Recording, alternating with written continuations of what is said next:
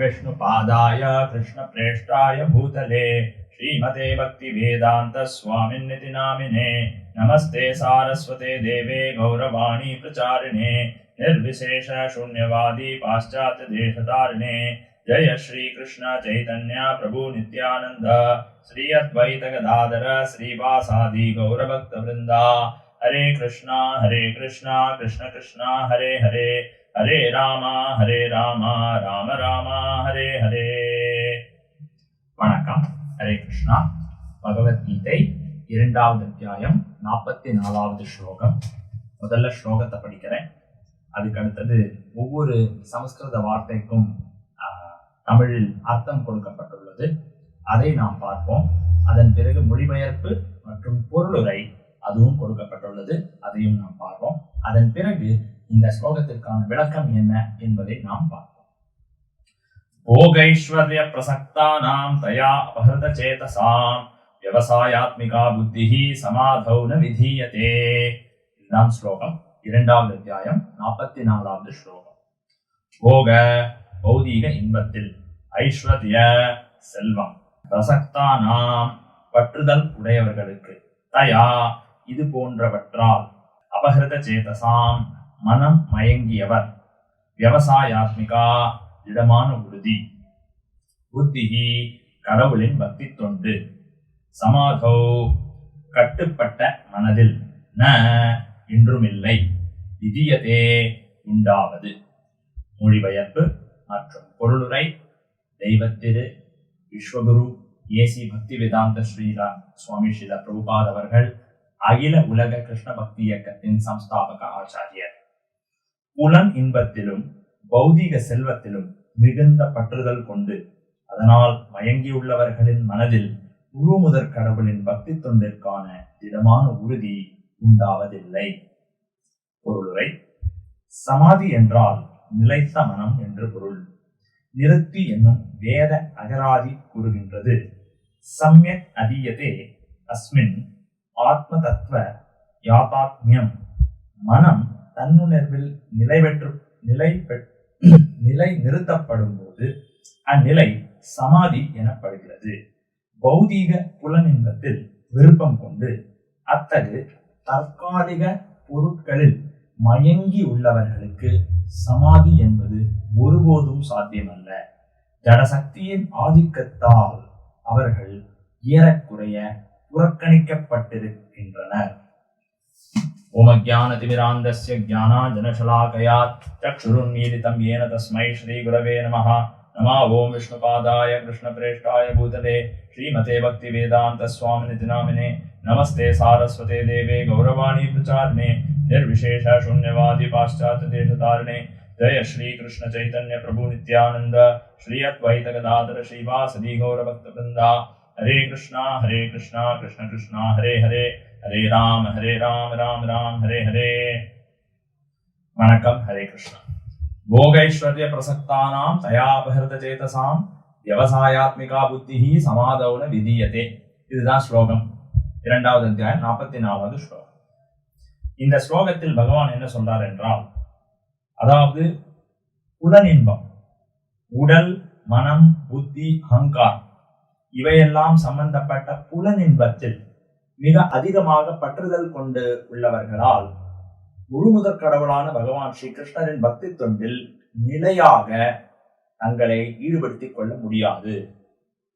இதை புரிந்து கொள்ள வேண்டும் என்றால் பகவத்கீதையின் அடிப்படை தத்துவம் என்ன என்பதை நாம் கொஞ்சம் பார்க்கலாம். ஏற்கனவே விளக்கியபடி இதற்கு முன், அதாவது 2வது அத்தியாயத்தில் பல ஸ்லோகங்களில் பகவான் ஸ்ரீ கிருஷ்ணர் அர்ஜுனனிடம் ஒரு விஷயத்தை தெள்ள தெளிவாக கூறியிருக்கிறார். அது என்ன என்று கேட்டால், நமது அடையாளம் இந்த உடல் அல்ல, உடல் வேறு, நாம் வேறு. இந்த விஷயம் பகவத்கீதையில் தெள்ள தெளிவாக பல ஸ்லோகங்களில் பகவான் நிலைநாட்டியிருக்கிறார். நாம் வேறு, உடல் வேறு. உடல் என்பது ரத்தம், சதை, மாமிசம் இவைகளால் கலந்த ஒரு பை, அவ்வளவுதான். உயிரற்ற பை, a bag of flesh, bones and blood, அவ்வளவுதான். மெடிக்கல் டேர்ம்ஸ்ல பேசணும். நமது அடையாளம் இந்த உடலுக்குள் நாம் அமர்ந்திருக்கிறோம். இந்த உடலுக்குள் அமர்ந்து கொண்டு சில நேரங்களில் சுகத்தையும் சில நேரத்தில் துக்கையும் அனுபவித்துக் கொண்டிருக்கிறோம். ஆனால் நமது அடையாளம் இந்த உடல் அல்ல. இந்த விஷயத்தை பகவத்கீதையில் கிருஷ்ணர் தெல்ல தெளிவா சொல்லியிருக்கார். அது மட்டுமல்ல, உடல் அழியும் போது நமக்கு அழிவு கிடையாது. இதுவும் பகவத்கீதையில் கிருஷ்ணர் தெளிவாக சொல்லியிருக்கிறார். ஹன்யதே ஹன்யமானே ஷரீரே, உடல் அழிக்கப்படும் போது, அதாவது மரணம், டெத் என்று சொல்கிறோம் அல்லவா. மரணம் என்றால் ஆத்மாவாகிய நாம் இந்த உடலை விட்டுவிட்டு மற்றொரு உடலுக்குள் நுழையப் போகிறோம். நமது வாழ்க்கை தொடரப் போகிறது. நமக்கு அழிவு கிடையாது, உடலுக்குத்தான் அழிவு. நாம் நித்தியமானவர்கள், நிரந்தரமானவர்கள் அப்படிங்கிற விஷயம் தெள்ள தெளிவாக பகவான் ஸ்ரீகிருஷ்ணன் சொல்லியிருக்கார். அப்ப நாம் நிரந்தரமானவர்கள் அப்படின்னு சொன்னா, அப்ப நம்மளுடைய நிரந்தரமான கடமை எது? எது நமக்கு நிரந்தரமான ஒரு சந்தோஷத்தை கொடுக்க முடியும்? அந்த கேள்வி வரும் இல்லையா? ஏன்னா உடல் சம்பந்தப்பட்ட விஷயங்கள் எல்லாமே தற்காலிகமானவை. நான் இன்னைக்கு இந்த உலகத்துல, இந்த சமுதாயத்துல பெரிய பணக்காரனா இருக்கலாம், ஒரு அமைச்சராக இருக்கலாம், முதலமைச்சராக இருக்கலாம், ஏன் அமெரிக்காவுக்கே ஒரு பிரசிடென்டா இருக்கலாம், மிகப்பெரிய ஒரு செல்வாக்குடையவனாக நான் வாழலாம் இந்த உலகத்துல. ஆனால் இவையெல்லாம் தற்காலிகமானவை. உடலை விட்டு, இந்த சுகபோகங்களை எல்லாம் விட்டு, இந்த செல்வத்தை எல்லாம் விட்டு, என்னுடைய நெருக்கமான பிரியமான உறவுக்காரர்களை எல்லாம் விட்டு நான் கண்டிப்பாக ஒரு நாள் சென்றுதான் ஆக வேண்டும். எனது செல்வம், எனது செல்வாக்கு, எனது அந்தஸ்து, எனது உடல், எனக்கு பிரியமும் அன்பும் பாசமும் காட்டக்கூடிய உறவுக்காரர்கள், நண்பர்கள், இவையெல்லாம் நிரந்தரமாக என்னால் அனுபவிக்க முடியாது. அப்ப எது நிரந்தரம், எது தற்காலிகம் இப்படிங்கிற பகுத்தறிவை நாம் முதலில் வளர்த்து கொள்ள வேண்டும். இதையும் பகவத்கீதையில் கிருஷ்ணர் ஒரு ஸ்லோகத்துல தெளிவாக சொல்லியிருக்கிறார். அப்ப உடல் சம்பந்தப்பட்ட எல்லா விஷயங்களுமே தற்காலிகமானது. தற்காலிகமானது என்றால் இதற்கு ஆரம்பம் இருக்கு, முடிவும் இருக்கு. எந்த ஒரு விஷயத்துக்கு ஆரம்பமும் முடிவும் இருக்கோ அது நிரந்தரமானது அல்ல, அது தற்காலிகமானது. தற்காலிகமான விஷயங்கள் மீது நாம் பற்றுதல் கொண்டால், அளவுக்கு அதிகமாக ஒரு அட்டாச்மெண்ட், ஒரு பற்றுதல் இருந்தால் அதனால் என்ன பயன்? இதை தெளிவாக புரிந்து கொள்ள வேண்டும். அதனால் நமது அடையாளம் நிரந்தரமானது.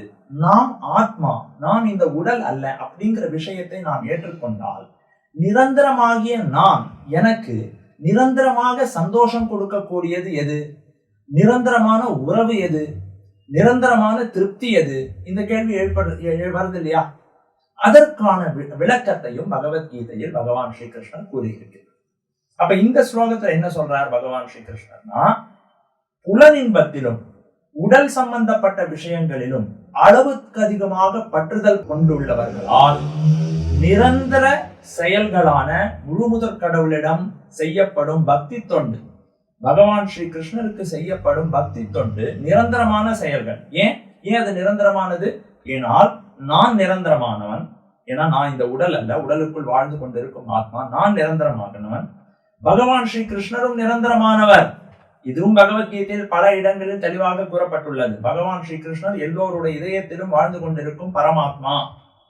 ஸ்ரீ கிருஷ்ணர் சொல்றார் பகவத்கீதையில, சர்வச்சாகம் ஹிருதி சன்னிவிஷ்டா, எல்லோருடைய இதயத்திலும் நான் பரமாத்மாவாக வீட்டிருக்கிறேன். அப்ப நான் நிரந்தரமானவன், பகவான் ஸ்ரீ கிருஷ்ணரும் நிரந்தரமானவர். எனக்கும், அதாவது நாம் அனைவருக்கும் பகவான் ஸ்ரீ கிருஷ்ணருக்கும் இருக்கும் நெருக்கமான உறவும் நிரந்தரமானது. அப்ப எது நிரந்தரமானது, எது தற்காலிகமானதுங்கிறது தெள்ள தெளிவாக நாம் புரிந்து கொண்டு விட்டோமா? உடல் தற்காலிகமானது, உடல் அழியக்கூடியது. உடல் சம்பந்தப்பட்ட உறவுகள், செல்வாக்கு, சந்தோஷம், புலனின்பம், அந்தஸ்து எதுவாக இருந்தாலும் இதையெல்லாம் விட்டு நாம் ஒரு நாள் சென்றுதான் ஆக வேண்டும். அப்ப இதெல்லாம் தற்காலிகமானது. ஆத்மா நிரந்தரமானது. நமது அடையாளம் ஆத்மா. நாம் அனைவரும் நிரந்தரமானவர்கள். பகவான் ஸ்ரீ கிருஷ்ணர் எல்லோரோட இதயத்திலும் வாழ்ந்து கொண்டிருக்கும் பரமாத்மா, அவரும் நிரந்தரமானவர். நாம் அனைவருக்கும் பகவான் ஸ்ரீ கிருஷ்ணருக்கும் இருக்கும் நெருக்கமான உறவு, அதுவும் நிரந்தரமானது. அப்ப நிரந்தரமான விஷயங்களின் மீது நாம் பற்று வளர்த்துக் கொள்ள வேண்டுமா? தற்காலிகமான பொருட்களின் மீது நாம் அளவுக்கு அதிகமான பற்று வளர்த்துக் கொள்ள வேண்டுமா? இந்த கேள்வியை நாம் அனைவரும் சிந்தித்து பார்க்க வேண்டும். இந்த கேள்விக்கு நாம் அனைவரும் விடை தேட தீவிரமாக முயற்சி எடுக்க வேண்டும். சிறிது சிந்தித்து பார்த்தால் பகவத்கீதையை ஸ்ரீல பிரபுபாதா அவர்கள் போன்ற ஒரு தூய பக்தரின் அடிச்சூழல்களில் பின்பற்றி படித்து புரிந்து கொள்ள முயற்சி செய்தால் ஒரு விஷயம் தெளிவாகிவிடும். நாம் அனைவரும் இவ்வுலகில் நிரந்தரமான ஒரு ஆனந்தத்தை தேடிக்கொண்டிருக்கிறோம், நிரந்தரமான அளவற்ற சந்தோஷத்தை தேடிக்கொண்டிருக்கிறோம். ஆனால் நிரந்தரமான உறவு, நிரந்தரமான சந்தோஷம், நிரந்தரமான திருப்தி இந்த உலகத்தில் கிடைக்காது. அதுல சந்தேகமே இல்லை. ஏன் இல்லை? ஏன் அதுல எந்தவித சந்தேகமும் இல்லை? ஏன்னா உடல் தற்காலிகமானது. உடம்பையே விட்டு நான் ஒரு நாள் நீங்கியாக வேண்டும்.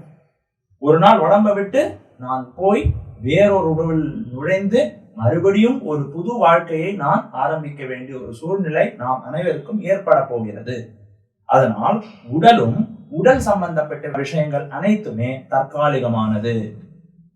ஆத்மாவாகிய நாம், பகவான் ஸ்ரீ கிருஷ்ணர் மற்றும் நமக்கும் பகவான் ஸ்ரீ கிருஷ்ணருக்கும் இடையே உள்ள நெருக்கமான உறவு நிரந்தரமானது.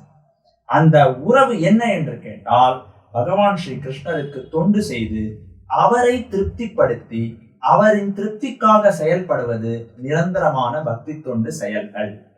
அப்படிப்பட்ட நிரந்தரமான பக்தி தொண்டு செயல்களில் தான் நாம் பற்று வளர்த்து கொள்ள வேண்டும். இதுவே பகவத்கீதையின் கருத்து. இதுவே பகவத்கீதை நமக்கு கொடுக்கும் அறிவுரை. இதை நாம தெளிவாக புரிஞ்சு கொள்ள வேண்டும். மாறாக தற்காலிகமான விஷயங்கள், தற்காலிகம்னா உடல், உடல் சம்பந்தப்பட்ட விஷயங்கள், உறவு, அந்தஸ்து, செல்வாக்கு, குடும்பம், பணம், இதெல்லாம் தேவை. கண்டிப்பா இந்த உலகத்துல வாழ்ந்து கொண்டிருக்கிற வரைக்கும் இதெல்லாம் கண்டிப்பா தேவை. இது இல்லாம நம்மளால இந்த உலகத்துல வாழ முடியாது. அதனால இதெல்லாம் விட்டு விட்டு எங்கேயோ இமயமலைக்கு ஓடி சென்று விட வேண்டும் அப்படின்னு பகவத்கீதை எக்காரணத்திலும் நமக்கு அட்வைஸ் கொடுக்கறது இல்லை. தெளிவா புரிஞ்சுக்கணும். பகவத்கீதை சமுதாயத்தை விட்டு ஓடி சென்று விட வேண்டும் அப்படின்னு பகவத்கீதை சொல்லல. ஆனால் இக்கடமைகள் எல்லாம் செய்து கொண்டிருக்கும் போது நமது சிந்தனை ஆழமாக பகவான் ஸ்ரீ கிருஷ்ணரின் மீது நிலைத்திருக்க வேண்டும். இதுதான் பகவத்கீதையில பகவான் சொல்ற. அது வேற விஷயம். அது தெளிவாக இன்னொரு வரப்போற ஸ்லோகங்கள்லயும் அத்தியாயங்கள்லயும் பார்க்கலாம். இன்னைக்கு பகவான் இந்த ஸ்லோகத்துல என்ன சொல்றாருன்னா, உடல் சம்பந்தப்பட்ட புலனின்பங்கள், புலன்கள் இருக்கின்றன அல்லவா, காது, கண்ணு, மூக்கு, வாய், இதெல்லாம். கண்ணுக்கு சில விஷயங்கள் இன்பம் அளிக்கின்றன, காதுக்கு சில விஷயங்கள் இன்பம் அளிக்கின்றன, மூக்குக்கு சில விஷயங்கள் இன்பம் அளிக்கின்றன, நாக்குக்கு சுவையாக சில விஷயங்கள் இன்பம் அளிக்கின்றன. இப்படிப்பட்ட புலன் இன்ப செயல்களில் அளவுக்கு அதிகமாக பற்று கொண்டால் என்ன நடக்கும்? அதோட விளைவு என்னவாக இருக்கும்? நம்மளால் பகவான் ஸ்ரீ கிருஷ்ணரின் பக்தி தொண்டில் திடமாக நிலைத்து நிற்க முடியாது. அப்படி இல்லை என்றால், அப்படி பகவான் ஸ்ரீ கிருஷ்ணரின் பக்தி தொண்டில் தீவிரமாக நாம் ஈடுபடவில்லை என்றால் நிரந்தரமான ஒரு திருப்தி, நிரந்தரமான ஒரு சந்தோஷம் என்ன என்பதை நாம் அறியாமலே போய்விடுவோம். இதுதான் இந்த ஸ்லோகத்துல பகவான் சொல்றார். போகேஸ்வரிய பிரசக்தானாம் தயா அபஹத சேதசாம் விவசாயாத்மிகா புத்திஹி சமாதௌன விதியதே. நமது இஸ்கான் ஃபவுண்டர் ஆச்சாரிய ஸ்ரீல பிரபுபாத் அவர்கள் ஒரு ரொம்ப அழகான ஒரு உதாரணத்தை கொடுக்கிறார். இந்த உதாரணத்தை நாம் புரிந்து கொண்டு சிந்தித்து பார்த்தால் நமது நிலை என்ன என்பதை நம்மளால் தெளிவாக புரிந்து கொள்ள முடியும். ஸ்ரீல பிரபுபாத் சொல்ற, ஒரு மீன் ஃபிஷ், மீன்னா ஃபிஷ் நம்ம எல்லாருக்குமே தெரியும். ஒரு மீன் இயற்கையாகவே தண்ணியில் தான் வாழ்ந்து கொண்டிருக்கிறது. எல்லாருக்குமே தெரிஞ்ச விஷயம். தண்ணிக்குள் ஆனந்தமாக, சந்தோஷமாக, திருப்தியாக வாழ்ந்து கொண்டிருப்பது மீனுடைய இயற்கையான நிலை. இப்ப மீனை அந்த தண்ணியிலேருந்து வெளியில எடுத்து ஒரு 5 ஸ்டார் ஹோட்டல்ல வச்சு அந்த 5 ஸ்டார் ஹோட்டல்ல இருக்கிற எல்லா ஃபெசிலிட்டிஸ், எல்லா வசதிகளையும் அந்த மீனுக்கு செய்து கொடுத்தால், அது ஏசியா இருக்கலாம், BMW காரா இருக்கலாம், வேற அந்த 5 ஸ்டார் ஹோட்டல்ல கிடைக்கிற எல்லா வசதிகளையும் அந்த மீனுக்கு செஞ்சு கொடுத்தா அந்த மீனால் நிம்மதியாக, திருப்தியாக, சந்தோஷமாக வாழ முடியுமா? முடியாதா? எல்லாருக்குமே பதில் தெரியும், கண்டிப்பாக வாழ முடியாது. ஏன்னா அந்த வசதிகள் எல்லாம் அந்த மீனுக்கு சந்தோஷத்தையும் ஆனந்தத்தையும் கொடுப்பதல்ல, வெறும் தண்ணீருக்குள் மூழ்கி இருப்பதே போரும். ஏனென்றால் தண்ணிக்குள் வாழ்வது அதோட இயற்கையான நிலை. தண்ணியிலேருந்து மீனை வெளியில எடுத்துட்டா அது செயற்கையான நிலை. இது ஆர்டிபிஷியல், அது நேச்சுரல். இந்த உதாரணத்தை ஸ்ரீல பிரபுபாத் அவர்கள் பல இடங்கள் கொடுத்திருக்கிறார். அதே போல் ஆத்மாவாகிய நாம் பகவான் ஸ்ரீ கிருஷ்ணரின் தொண்டில் மூழ்கி இருப்பது நமது இயற்கையான நிலை. பகவான் ஸ்ரீ கிருஷ்ணரின் தொண்டில் இருந்தும் பகவான் ஸ்ரீ கிருஷ்ணருடன் நெருக்கமான உறவிலிருந்தும் விலகி இருப்பது நமது செயற்கையான நிலை. எப்படி மீனை தண்ணியிலிருந்து வெளியில எடுத்து வைத்த பிறகு உலகத்தில் இருக்கிற எல்லா வசதிகளும் செஞ்சு கொடுத்தாலும் அந்த மீனால நிம்மதியாக சந்தோஷமாக இருக்க முடியாதோ, அதே போல் பகவான் ஸ்ரீ கிருஷ்ணரின் அன்பு தொண்டிலிருந்து பக்தி தொண்டிலிருந்து விலகி இருந்த ஒரு நிலையில், செயற்கையான ஒரு நிலையில் எந்த வசதிகள் இருந்தாலும் நம்மளால் நிம்மதியாக இருக்க முடியாது. இந்த உதாரணத்தின் அடிப்படை மிகப்பெரிய ஒரு தத்துவம். அந்த தத்துவம் என்ன என்று கேட்டால், நாம் ஏற்கனவே பார்த்த மாதிரி நாம் இந்த உடல் அல்ல, உடலுக்குள் வாழ்ந்து கொண்டிருக்கும் நித்தியமான நிரந்தரமான ஆத்மா. ஆத்மா என்று சொன்னால் we are the experiencer of happiness and distress. இந்த உடலுக்குள் வாழ்ந்து கொண்டு சுகத்தையும் துக்கத்தையும் அனுபவித்துக் கொண்டிருக்கும் ஒரு வியக்தி நான், அனுபவிப்பாளர் நான், எக்ஸ்பீரியன்சர். அப்போ எனக்கு ஆத்மாவுக்கு எந்த விதமான செயல்கள் திருப்தியை கொடுக்க முடியும் என்கின்ற கேள்வி நம்ம மனசுல வரணும். உடலுக்கு என்னதான் வசதிகள் செஞ்சாலும், மனசுக்கு உடலுக்கு எவ்வளவுதான் வசதிகள் செஞ்சு கொடுத்தாலும் அதெல்லாம் நமது ஆத்மாவுக்கு திருப்தி கொடுப்பதல்ல.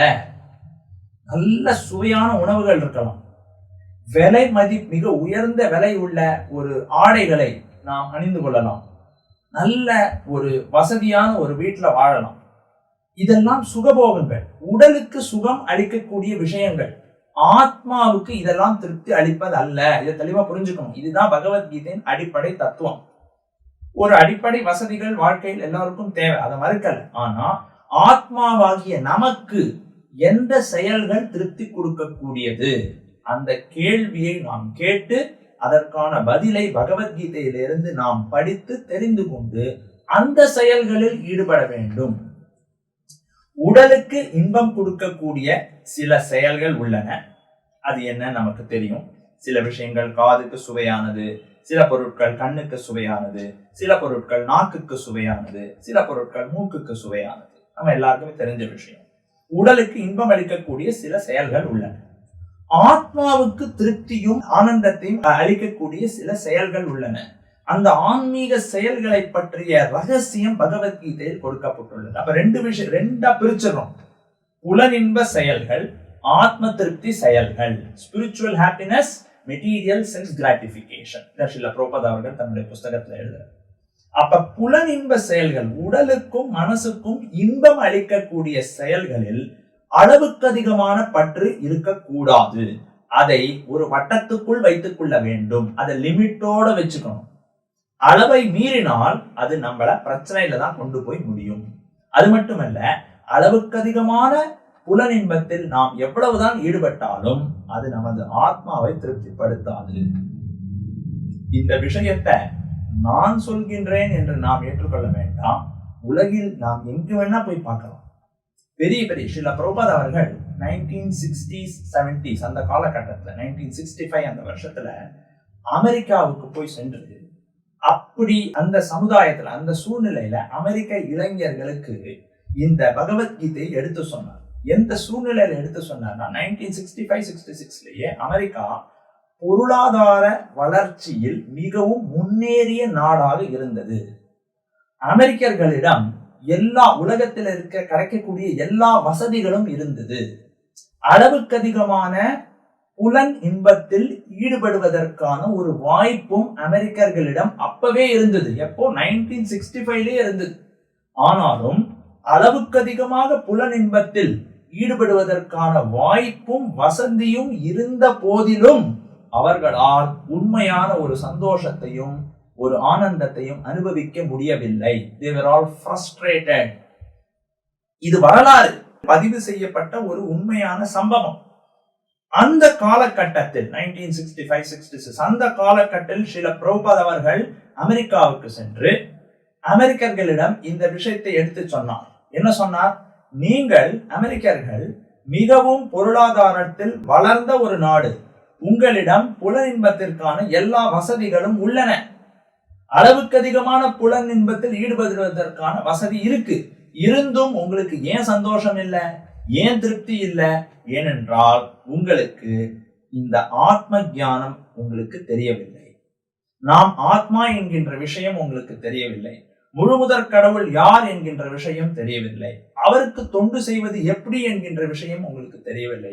இதெல்லாம் ஆன்மீக திருப்தியை, ஆன்மீக சந்தோஷத்தை கொடுக்கும் என்கின்ற ரகசியமும் உங்களுக்கு தெரியவில்லை. அதனால் இவ்வளவு வசதி இருந்த போதிலும் நீங்கள் ஒரு அதிருப்தி நிலையில் வாழ்ந்து கொண்டிருக்கிறீர்கள் என்று இந்த விஷயத்தை போதித்து அமெரிக்கர்கள் மற்றும் ஐரோப்பிய நாட்டில் இருக்கும் இளைஞர்களுக்கு பகவத்கீதையை எடுத்து சொல்லி ஆத்ம ஞானத்தை கொடுத்து மிக முக்கியமாக ஆன்மீக செயலில் ஈடுபடுவதற்கான ஒரு வாய்ப்பையும் அளித்தார்.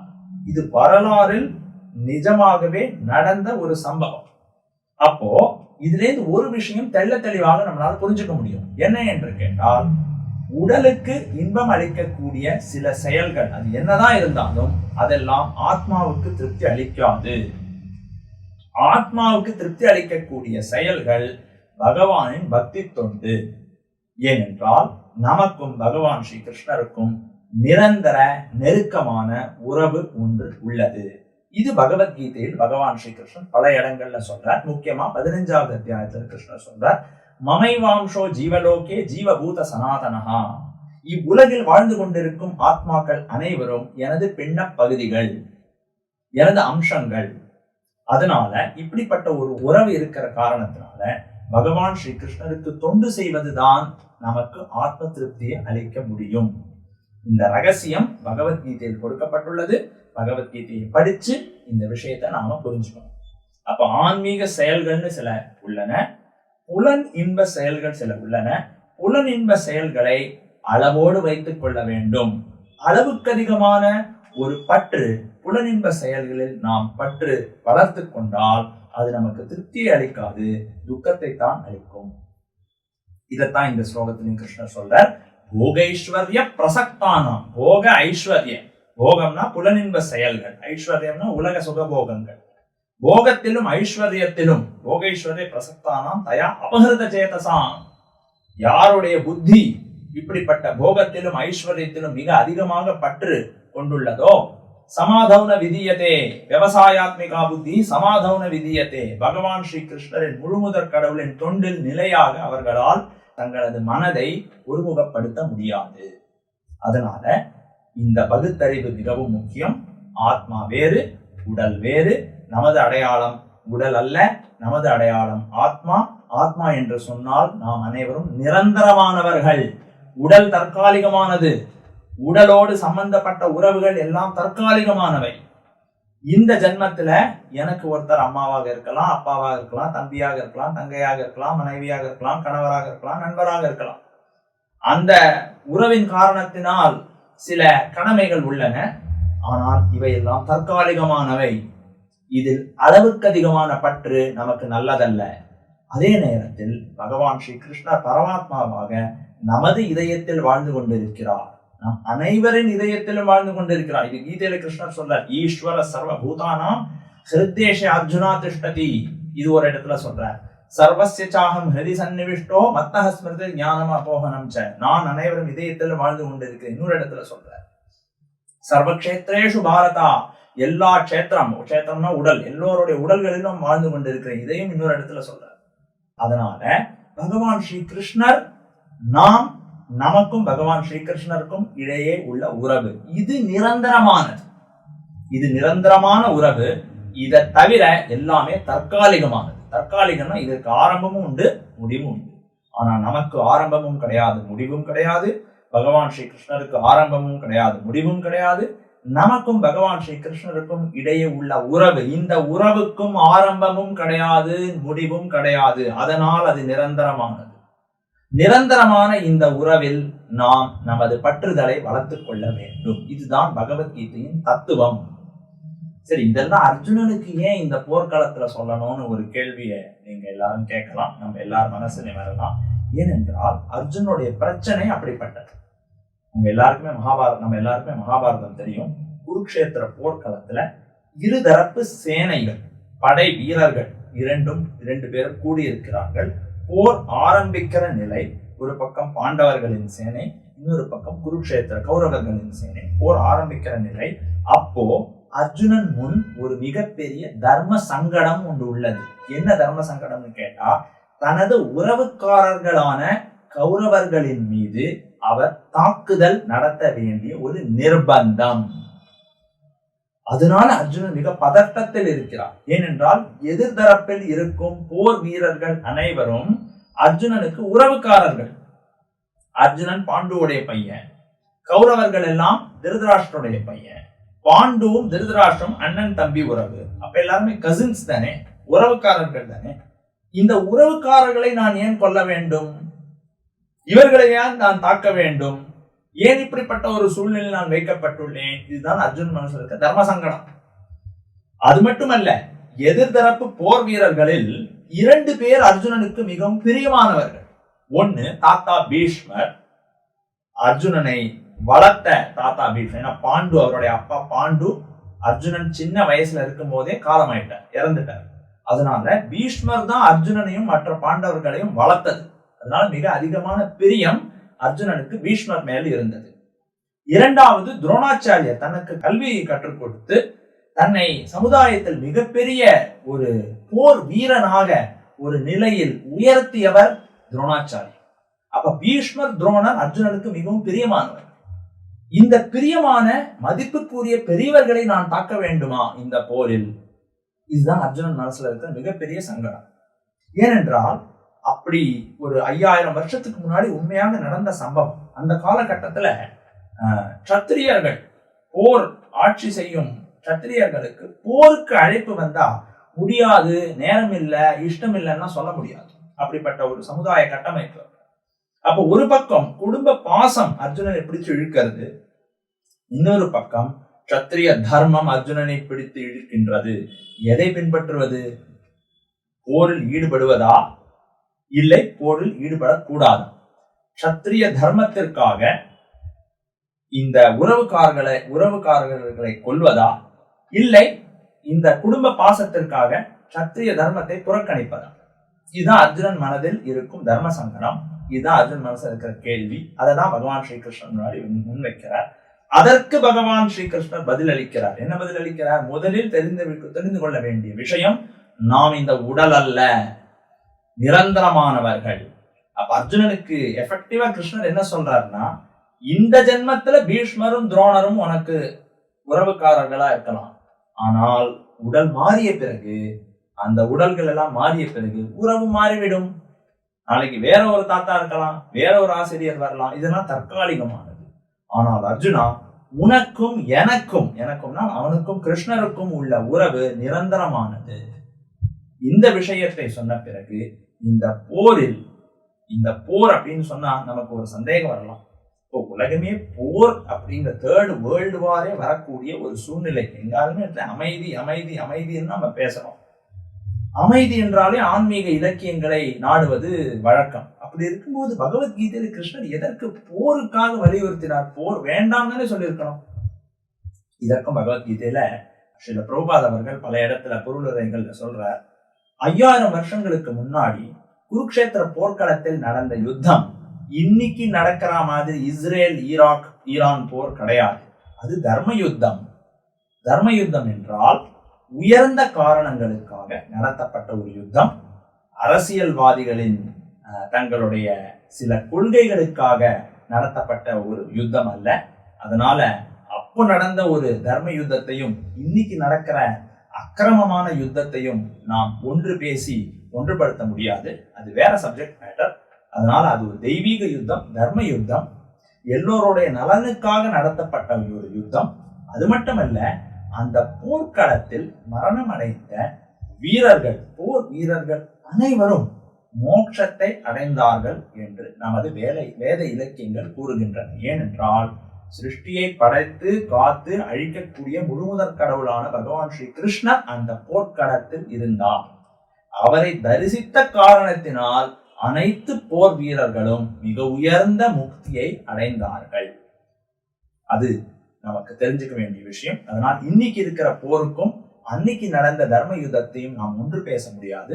அது தர்மத்துக்காக நடத்தப்பட்ட போர், யாருடைய புலனின்பத்துக்காகவும் திருப்திக்காகவும் சுய திருப்திக்காக நடத்தப்பட்ட ஒரு போர் அல்ல. அப்ப இந்த ஒரு விஷயத்தை தான் பகவான் ஸ்ரீ கிருஷ்ணர் பகவத்கீதையில எடுத்து சொல்றார். உடல் வேறு, ஆத்மா வேறு. உடலின் திருப்திக்காக செய்யக்கூடிய செயல்கள் புலன் இன்பம் என்று அழைக்கப்படுகின்றன. பகவான் ஸ்ரீ கிருஷ்ணருக்காக செய்யக்கூடிய செயல்கள் பக்தி தொண்டு என்று அழைக்கப்படுகின்றன. அப்ப எதில் நாம் பற்று வளர்த்து கொள்ள வேண்டும்?